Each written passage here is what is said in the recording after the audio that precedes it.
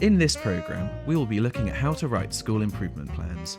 We will be meeting heads, school improvement partners, and an Ofsted inspector. They'll have a wealth of experience about how to draft and then implement, monitor, and evaluate school development plans.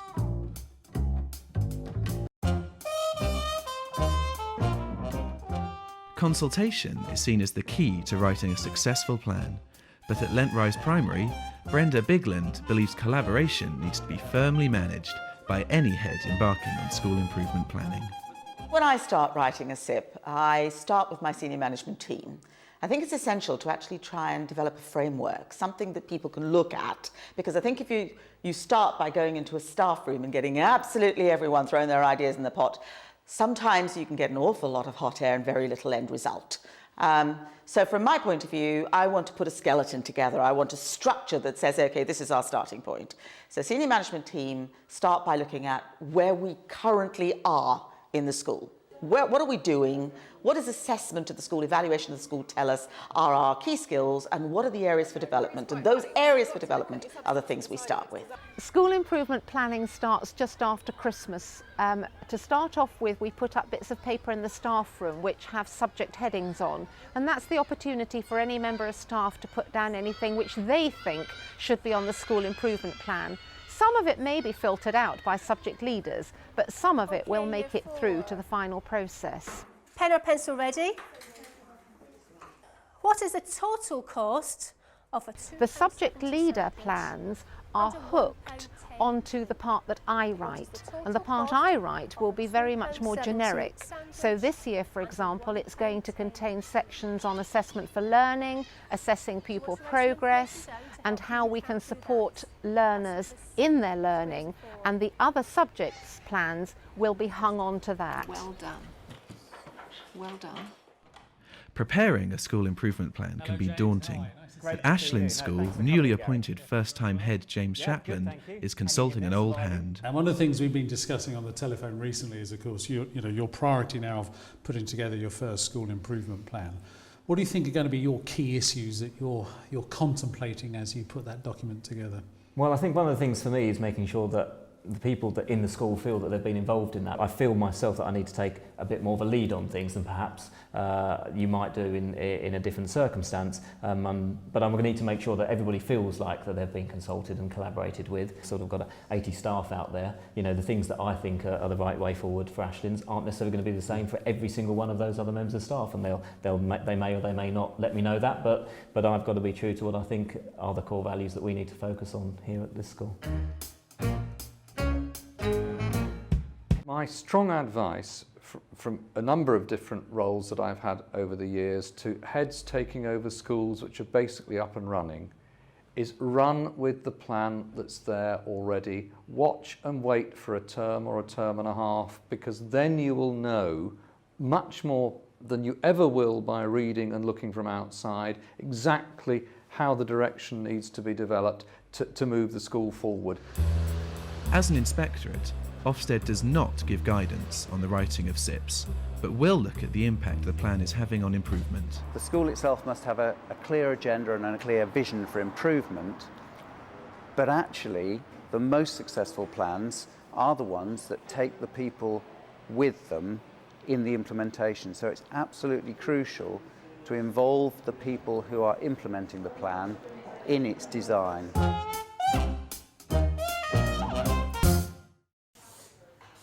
With no prescribed way to write a school development plan, heads can choose from a number of models.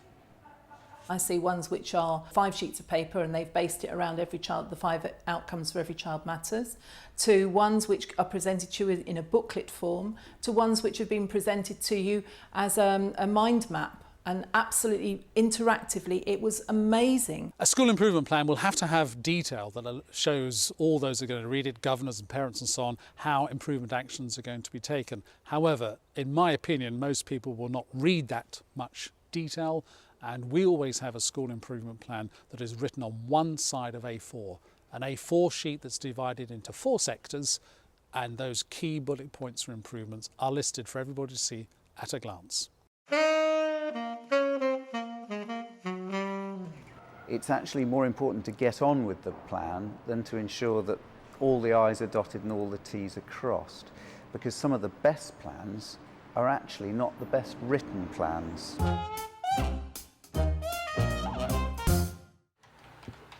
Helping Peter Hepburn get on with Adderfield School's plan is school improvement partner Trevor Arrowsmith. Over the years, they have perfected a particular way of presenting the plan.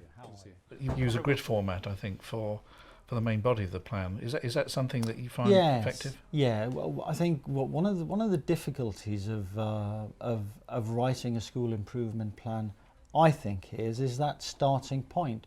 What structure, what framework do you use? And I've learnt over the years that there is a particular format which works for me, and clearly that format is something which is manageable, it is succinct, it's able to articulate the needs of the school, and I'd like to think that it is understood by other stakeholders and not just perhaps teachers and the senior team.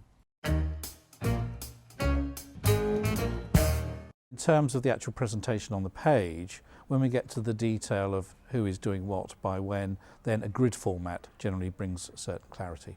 The key things are that they should be clear and concise, specifically on who, what, when and how.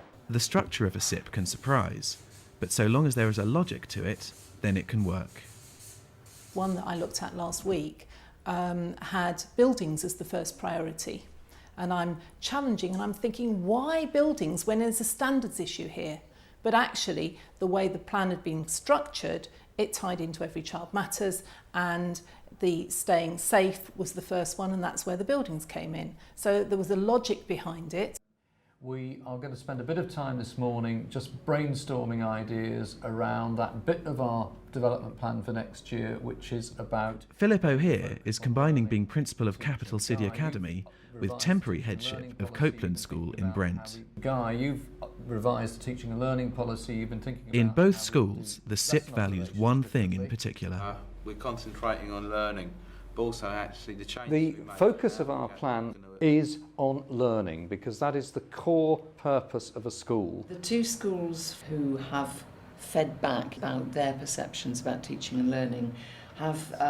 Philip's SIPs are based on a business structure with 4 particular categories: culture and clients, processes, money and people. So the culture was culture for learning, the process was teaching for learning, the money was resources for learning, and the people is leading for learning. So we came up with just 5 statements: an overall vision and a mission statement for each of those areas of priority. They've driven a 5-year rolling strategy, and they drive the 1-year development plan. Keeping it simple is absolutely essential. So all I've taken to the board at Capital for next year so far on priorities is this paper. It's 3 sides of A4 long. When we turn it into an operational plan, it'll have a cover like this: the 4 priorities and the key issues sitting under each. Many of the documents shown here can be found on the Teachers TV website, on the page associated with this programme. People often have very, very full, complex plans, which means they get distracted from the key direction of the school. So it's bringing them back all the time to thinking, where do you want the school to be in 5 years' time, and what's the journey towards getting that, and then getting that into some key areas that then form the basis for the school development plan. How it's used to measure how polluted the area is at different times. My advice would be to have an operational plan alongside a clear school improvement plan that's entirely focused on student achievement in the classroom. At Whitehall Junior School, head teacher Joanna Nightingale's plan covers both achievement in the classroom and outside. Her initial inspiration came from the school logo. Our school badge is a bridge, and there are 6 bricks in it. Each of these sections now is a section within our school improvement plan. The cornerstone of the bridge is Every Child Matters, and that says a lot about our plan. fourth brick in the bridge, we wanted to represent the ECM agenda particularly, and we called it caring. Something which came back from the children that they wanted was they wanted to have more of a say in how they could help one another. So we wrote in the plan for us to develop peer mediation. Who do you normally play with? The children wanted to be involved in the playground systems themselves. So we went out to find trainers to train the children to become playground leaders and playground friends. Play 1, 2, 3. The children are now reviewing what they consider make good games and what they consider make good playtimes.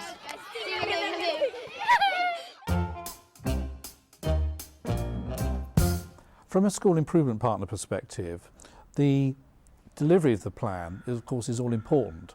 And one way that this can be ensured is that there's a clear monitoring arrangement for each aspect of the plan and for each stage of the plan. It's important that the plans have deadlines for when actions are going to be complete, but it's also really useful to have milestones along the way when the plan can be monitored.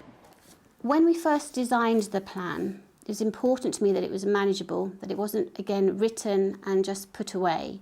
It had to be something which we could come back to at a regular interval and work out how far we were going. Because other things come along, things happen which aren't necessarily in your plan. We're now at summer, so let's see where we've got to now, shall we? Okay. And we also timetabled at the end of each term a regular slot, and I hold very dear to that when we can actually review it. They've got to do that again by the end of this term, haven't they? And then we can track those trends from autumn through to summer. That's fine. Okay, so this one's looking... What we tend to do is to have an evaluation section for each target, and we monitor progress. We have a progress column so that we can just write notes.